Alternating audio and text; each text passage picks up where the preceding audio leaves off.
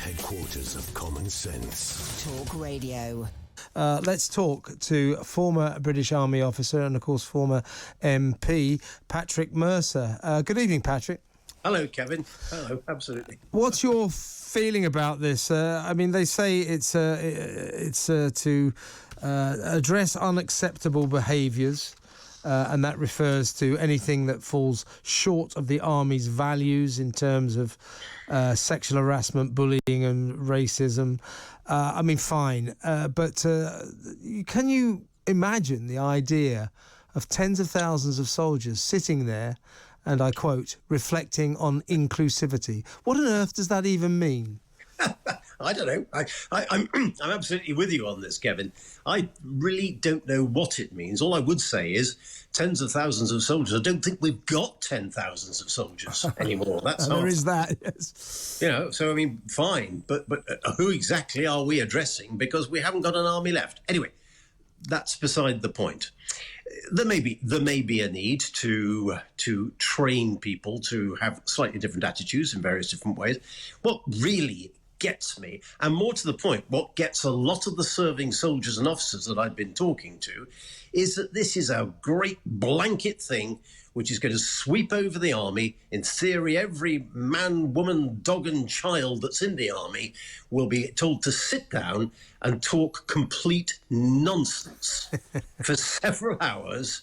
Whereas, I mean, you know, a subject that was always close to my heart when I was serving was physical fitness. Now, you look at the army now, I mean, most of them appear to be overweight and extremely scruffy. If you can imagine saying to the army, right, next Tuesday, the lot of you are going to stop what you're doing and go for a 10-mile run and then fire your weapon on the 30-metre range or 40, you know, whatever. Oh, my life. You know, there'll be absolute blinking uproar about that. But no, you're quite right. The regimental signallers are out there virtue signalling. They just are. And I completely fail to understand this.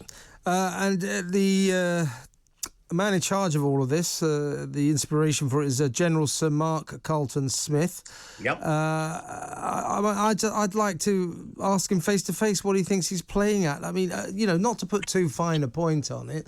What I want the army to be, and in fact all of the military, I want them to be perfectly trained, to be extremely good at their job, to be a fit fighting military machine, and in the end to be trained to kill people, which isn't actually all that inclusive, is it? As I said to you, I think earlier on, or in my notes, I said to you, where is the inclusivity in a bayonet charge?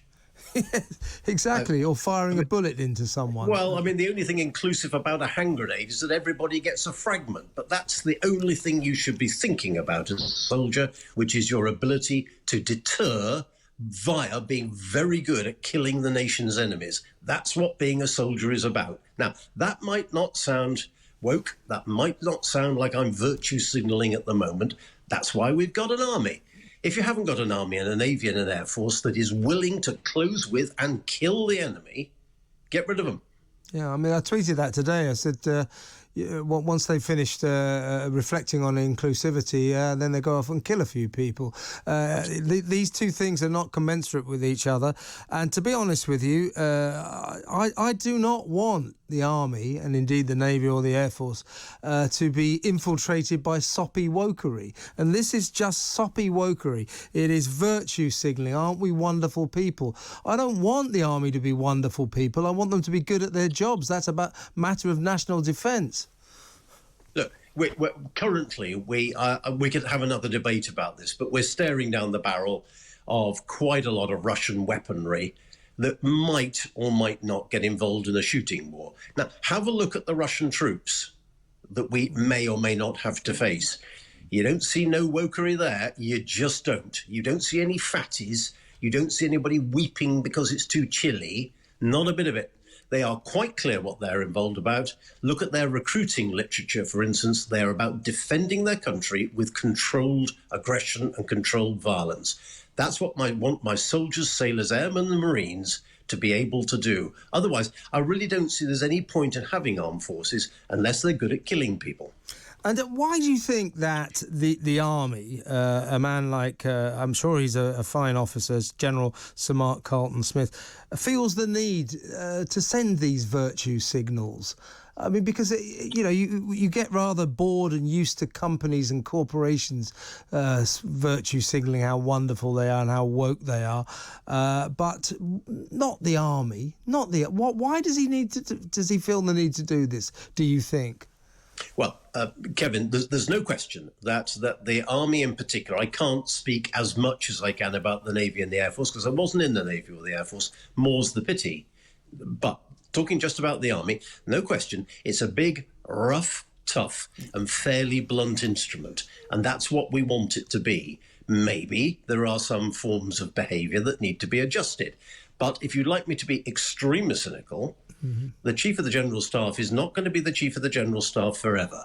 And very shortly, he's going to be hanging up his wokery and his bayonet, let's hope, and he's going to be looking for a civvy job. Now, what's on his? I know where you're going with this. I get it. Yeah, well, what's on his?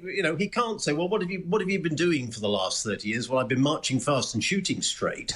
If he's got a little bit of wokery on his CV, it looks good. It's like an infestation, isn't it? Absolutely, it's a disease. It is a disease. Really is. It is a disease. A final point, really. You touched on it just now, Patrick. Going back to your army days, the kind of men and women who are in the army, I mean, they're not the kind of people who are going to respond favourably to being told to sit down and reflect for 6 hours on inclusivity, are they? They're not like that. They're not those kind of people. At least I hope they're not. No, they're just not, Kevin. I can't tell you the sort of language that was being used in the telephone calls that I've been receiving today. But if I suggested that it was a trifle barrack room, yeah. And there was certainly there was plenty of mention of words beginning with W, but it wasn't woke. Patrick, excellent to talk to you. Thank you very much. Good talk. Hot talk. Bold talk. Talk radio. Listen on your smart speaker. Watch it live on your smart TV. The world headquarters of common sense. Talk Radio.